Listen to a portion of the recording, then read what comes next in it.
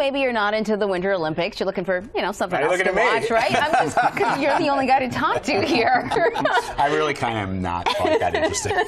All right, so we've got some good news for you because there are a few shows we want to tell you about. Homeland fans have to wait until Sunday to watch the season 7 premiere, but new episodes of Queer Eye and Celebrity Big Brother are out now. Wait, what? I know, Queer Eye. Okay. TV Guide editor-in-chief and resident streaming expert Mickey O'Connor is here with more on these TV comebacks. All right, so let's start with Homeland. It's back on Sunday. Let's show a preview.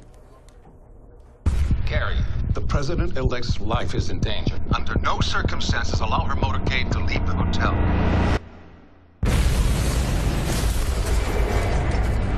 More than 200 individuals are detained in the investigation surrounding the attack on President Keane 9 days before her inauguration. The last time they tried to overthrow the government was never. We execute people for that in this country, Mr. McClendon. I'm bringing you a federal agent to testify against the government about some of the most expansive civil rights abuses in the history of our nation. Full disclosure, the president doesn't know I'm here. Surprised? I'm in a federal prison. What do you think? Nobody grows up dreaming of taking down criminals inside their own government. You're gonna have to put this behind you, Elizabeth. Madam President. Excuse me. In this room, it's Madam President. We cannot let recent events derail the work of this nation. What is this? Her new national security advisor. Saul? The founding fathers foresaw the dark day when we would face a president like her. All right, so if you recall last season, there was an attempt on the president's life, and so now the president is turning on the intelligence community in this season. Sort of sounds familiar, a president railing against the intelligence community. Yeah, I think you're going to find there's a lot of art imitates life in this week's selections, but or life imitating. Yeah, or life imitating art. Yeah, both. But yeah, so this season, this president who was the object of protection, Carrie was to protect her last season. She becomes the adversary this season because she turns on the intelligence community. You see that she rounds up 200 intelligence professionals and puts them in jail, including Saul. And Carrie, all of a sudden, her job is now to take down this corrupt administration. Naturally, Carrie's the only one who can do it. So yeah, so that's what the arc is this season, and it's pretty exciting. It's just I think it's great that they've finally moved away from Islamic terrorism, which has been sort of the modus operandi over the course of the 6 seasons that it was on. So it's going to be interesting to see, and I think that line is where they're saying they're investigating their own government is kind of fascinating. Okay, so we have from a fictional White House to the real White House to back to, well, I guess reality, which might not be real. Celebrity Big Brother, the first Celebrity Big Brother that we've had, and is it the first? It's the first Celebrity Big Brother in here. The US, because they do it in the BBC has done it.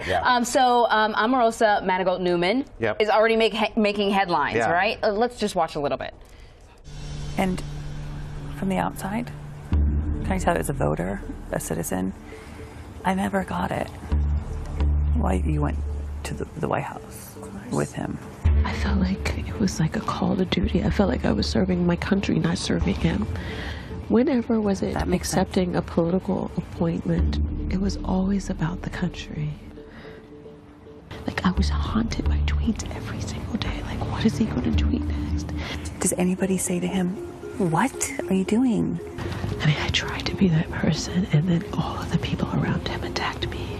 It was like, keep her away from, don't give her access, don't let her talk to him. And it's like, his vodka's there, Jared's there, and it's... Who has that power to say what's going on? I don't know. I'm not there.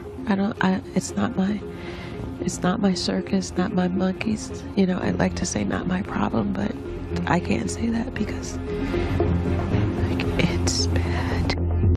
Omarosa, perennial reality TV villain. The White House is already striking back at her because of what she said on this show. I mean, I just have so many questions about this. First of all, when you go on Big Brother, you know that the cameras are on 24/7. That's what you brought up. Why are you whispering? Why does she not have an NDA that prevents her from saying any of That's this. the better question. That is not that yours wasn't good, but that's a good question. And also, what does Ross Matthews think about this? That's what I need to know. That's what I need to know. Finally, that question's all about answered. the country. Give me a break. I mean, clearly going from the White House, not even, it's been how many weeks? I know. She sort of did the talk show tour, and then bam. I mean, I think it's crazy. I think that, I was going to talk about all these other people that are in the House, but it's I like know, there's, You have to do from Sugar Ray. Yeah, exactly. Mark McGrath. Brandi Glanville. She's also made some scandalous headlines here and there. Who's that? The Cosby Show. That, I don't know who that is, actually. Because these celebrities are like celebrities, but it's... No. Well, I guess I'm the only one that watches a lot of reality TV because I know everyone here, and I'll be watching this. That's awesome. That's awesome. I mean, the thing is that I think that, producers are she's gonna be sticking around, I think, because I think if she keeps spilling her guts, then in there's a reason that they asked her back on every White House correspondent. Let me add something here, which has nothing to do with partisan politics whatsoever. It's just as my geeky, loving TV friend. I bet you the president kind of thinks this is interesting because he, it's all about striking when the iron is hot. It's all about winning. It's all about looking out for yourself. And the fact that Omarosa is like, I'm going to capitalize on this and I'm going to go on reality TV, he might think that, hey, go get yours. Yeah, that's an interesting observation. I just think he'll definitely be checking the ratings, for sure. I mean, love it. All right, so Netflix has revived Queer Eye for the straight guy since its days on Bravo's in 2007. Let's take a preview of that. Boys, you ready? The original show was fighting for tolerance. Our fight is for acceptance. Let's do this. I'm excited. I don't know what to expect. I'd like the Fab Five to help me get out of my comfort zone. I think my dad is lonely. I want her to be excited about the new me. Willie is surviving, and I need him to start thriving. How long does it take for this to accumulate? 2.5 minutes. Whoa! There's a lot going on in here. There's no way that that's acceptable anywhere other than... God, I don't even know where you'd wear that. Wait, wasn't Justin Timberlake wearing something like that at Super Bowl? That's his new look, right? Good point. Man of the Woods. So this show, they're talking a little bit about how they came back. It used to be about tolerance, and now it's about acceptance. Yeah, I thought they just redid people's apartments. I mean, it's a little deeper than I thought. I always think that there was a political undercurrent to it. There was a mission about visibility and things like that. But this new season, they're all new professionals, and you'll see that some of them are married, some of them have children. There's a completely different perspective on what it means to be a gay man today. And I think that also the people who they're helping, the subjects of their makeovers, are much more diverse. You'll find people that have different issues with their upbringings, with their backgrounds. They're not all straight, actually. That's why it's just called Queer Eye now. It's really interesting, and I think that it'll be interesting to see how reality does on Netflix, because that's something that they haven't really tried a lot of yet. That's true. So, it's a good but it's point. very bingeable. It's very, just watching a little bit of that, it doesn't. The original cast of Queer Eye they were great. They were really interesting. Yeah. They all went on to have interesting careers after that.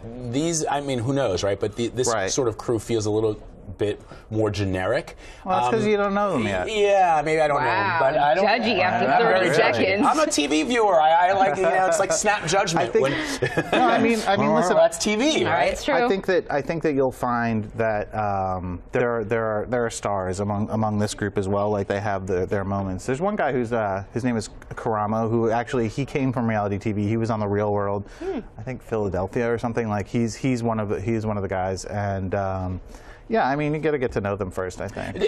But this is sort of a serious question. When the original Queer Eye premiered, for a lot of people, it was their first sort of real glimpse at gay culture, gay people, and they were able to see that they're just like all of us. There's no difference between them except that they dressed a little better and they moisturized and they tried to get you. It's funny because, like, you know, what people used to, then it became, the term became metrosexual. Yes. And, you know, there were people that would say to me, well, you know, you don't need Vlad to make over because you're already in that. But that wasn't because, it had nothing to do with sexuality. It was just, you know, you have to look good whenever you step out of your apartment. Do you feel that we're in the same place right now for a show like this, as a country? I mean, I think that, you know, I think you bring up a good point, which is that a lot of it was about sexuality, but a lot of it was just about, like, you know, like looking good, hygiene. Yeah, hygiene, like trimming nose hairs, right? Having a sense of design, like that kind of thing. But, like, I think that, you know, I think that it is a different world. I mean, look at, like, House and Garden television. It's like H&G. Like,